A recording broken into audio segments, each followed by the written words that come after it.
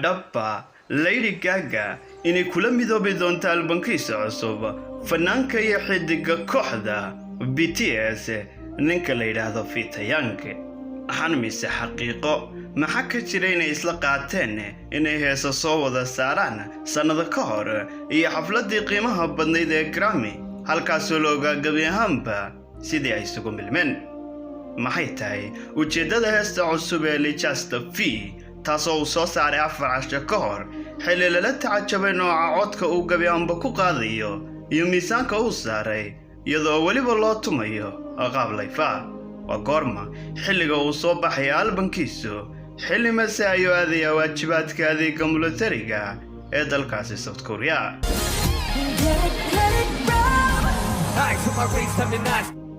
intaas iyo qodobo kale oo xiiso leh ayaan kugula wadaagayaa barnaamijkeena maanta balse ka hor inta aynaan si weyn u dhexgelin sheekada oo dhan waxaan rabaa inaan idinka mahadceliyo sida quruxda badan ee aad ula falgashaan mar kasta muuqaaladeena idinkoo la garanaya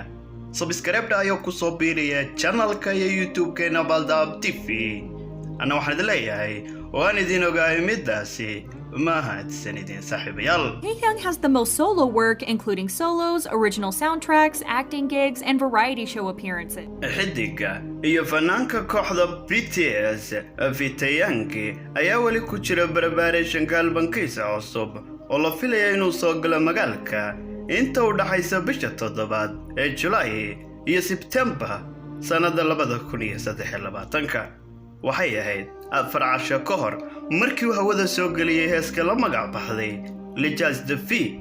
heeskaas oo waliba loo duubay ama loo garaacay qaab klaasiga oo loo tumayo piano gitaar iyo dhammaan qalabka kala duwan ee muusikada waliba isagoo ku heesaya qaab layfa waxaana uu soo saaray 17 bishan si ay qayb uga noqoto xafladda sanad guurada 10aad ee kooxda ka soo wareegtay markii la aasaasay tiimka walow anigu aanan jeclayn heesaha noocan loo tumo haddana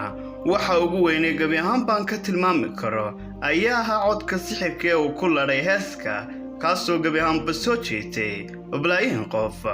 xataa dadka dhagahala ama baan jeclayn muusikada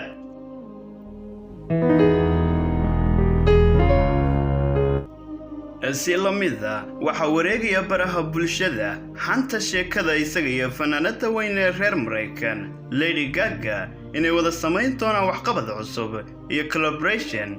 qaybka albankiisa cusub ee gabiyahanba uu soo wada dhawaan fanaanadan ay aad isugu fiican yihiin Fita Yang waxaana ka dhaxeeya ictiraam fanaanimo iyo taageero ballaaran oo dhexdooda waxaana lagu xasuustaa xafladii Grammy ee sanadii tagay in gabiyahanba sawiradooda ay noqdeen viral baraha bulshada heer xataa dadka warka badan amaba taageerayaasha dhagaha dhaadheer ay u rogeen sheekadan arrimo xidhiidh. Everyone is believed that there is a collaboration between Lady Gaga and T coming very soon. And waxaa xafladaasi kadib qabsaday baraha bulshada sawiro ay garbaha haysato Lady Gaga ninka la yiraahdo Fita Yang qaar ay laabtay isgelinayaan qaar ay shuminayaan iyo waliba kuwa ugu shakiga badan oo sawirada uu taagan yahay dhabarkeeda dambe kaasay u galeen qaab selfie iyo picture-daasi wuxuun bay ahayd jawi fanaan iyo kulan xafladii qiimaha badnayd ee Grammy ay halkaasi isku arkeen balse ma ay jirin wax intaasi dheer oo ka dhaxeeya labadaasi fanaan waxayna leeyihiin fans badan markan ay ahayd markii ay go'aansadeen inay soo wada saaraan album cusub iyo hees caalamiya haddana waxa soo baxay warar tilmaamaya inay gabiyahanba si wada jira u tumi doonaan muusig cusub kaasoo ay kaga yaabsan doonaan aadan weynaha armina waxay u noqon doontaa midani waji cusub oo ay ula falgalaan fanaankooda iyo waliba gabadhaasi la yiraahdo Lady Gaga